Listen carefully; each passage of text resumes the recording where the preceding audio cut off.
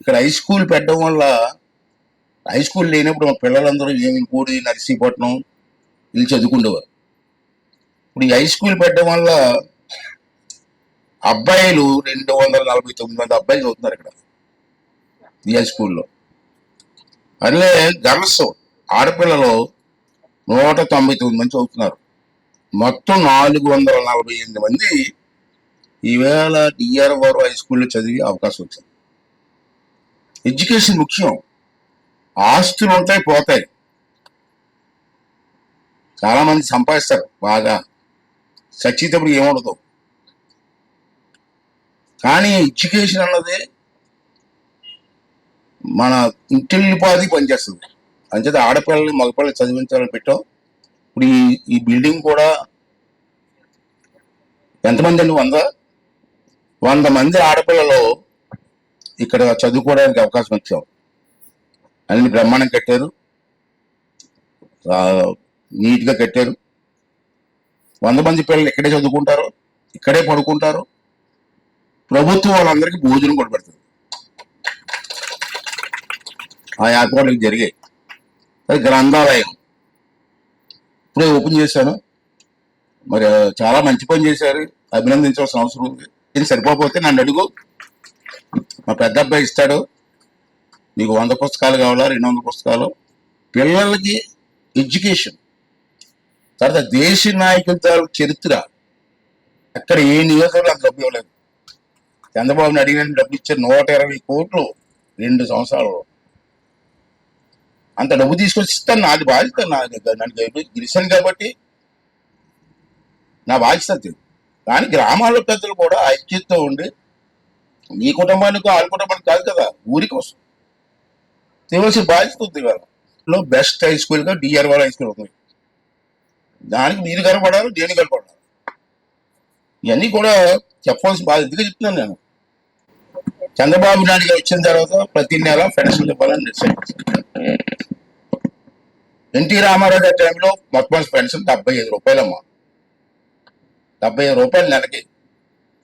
అది అలా అలా పెంచుకుంటూ ఇవాళ 4,000 రూపాయల నుంచి పెంచుకుంటూ వచ్చాం.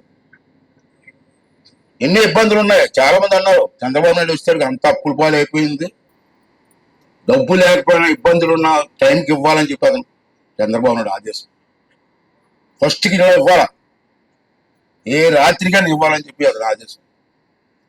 అలాగే ఆఫీసులు కూడా ఎంతో కష్టపడి పనిచేస్తున్నారు. ఆర్టీఓ కానీ మాకు అందరిని అభినందించాలా. ఇది రాష్ట్రం అమ్మా. మన జిల్లా అనకాపల్లి జిల్లా, ఇంత విశాఖపట్నం జిల్లా కాదు. అదేం తెలుసు మీకు? మొత్తం మనం ఇచ్చేది 2,58,220 మందికి పెన్షన్ ఇస్తున్నాం మన జిల్లాలో. దానికి నెలకి 109 కోట్లు ఖర్చు అవుతుందమ్మా నెలకి. రాష్ట్రానికి ఎంత అవుతుంది తెలుసా? నెలకి రాష్ట్రంలో 2,738 కోట్ల 71 లక్షలు రాష్ట్రంలో ప్రతి నెల ఖర్చు అవుతుంది. ఎంత డబ్బు అండి అది? తర్వాత అనకాపల్లి చెప్పాను కదా. ఇప్పుడు మన నర్సీపట్నం నియోజకవర్గం కొద్దాం. మన ఈ 4 మండలాలు, 4 మండలాల్లో ఎంతమందికి ఇస్తున్నాం తెలుసా? 41,623 మంది పెన్షన్ ఇస్తున్నాం ఒక్క నియోజకవర్గంలో. వీరికి ఎంత ఖర్చు అవుతుంది తెలుసా? నెలకి 17,67 లక్షలు అవుతుంది ప్రతి నెల, సంవత్సరానికి కాదు. మీ మండలంలో 11,025 మందికి ఇస్తున్నాం. మీ నాగవరం మండలం ఈ 11,025 మందికి ప్రతి నెల 4,60,00,000 ఇస్తాం ప్రతి నెల. ఇది ఒక్క మండలానికి. అలాగే డిఆర్ వారం ఈ గ్రామానికి వస్తాను. డిఆర్ వారం పంచాయతీలో 787 మందికి పెన్షన్దారులు, 787 మంది ఉన్నారు ఇప్పటికి. వీరికి ప్రతి నెల మీ ఊరికి 1వ తారీఖు 32,98,000 ఇస్తున్నాం. అంటే 33 లక్షలు ప్రతి నెల. సీసీ రోడ్లు, డ్రైన్లు, శ్మశానాలకు మొత్తం 167 ఎన్ఆర్జీఎస్ వర్క్లు సుమారు 150 కోట్లు ఇచ్చానమ్మా. ఒక్క మండలం, నీ మండలం. నేనేం చేయలేక నా జీవితంలో 150 కోట్లు ఇప్పుడే మండలానికి ఇచ్చానా? ఫస్ట్ టైం చంద్రబాబు నన్ను అడిగి బతిమాలి తీసుకుని డబ్బులు ఇచ్చాను. అంచేత మన చంద్రబాబు దగ్గరికి వెళ్ళి ఆర్ఎం మినిస్టర్ దగ్గరికి వెళ్ళి ఎంత ఇచ్చారు?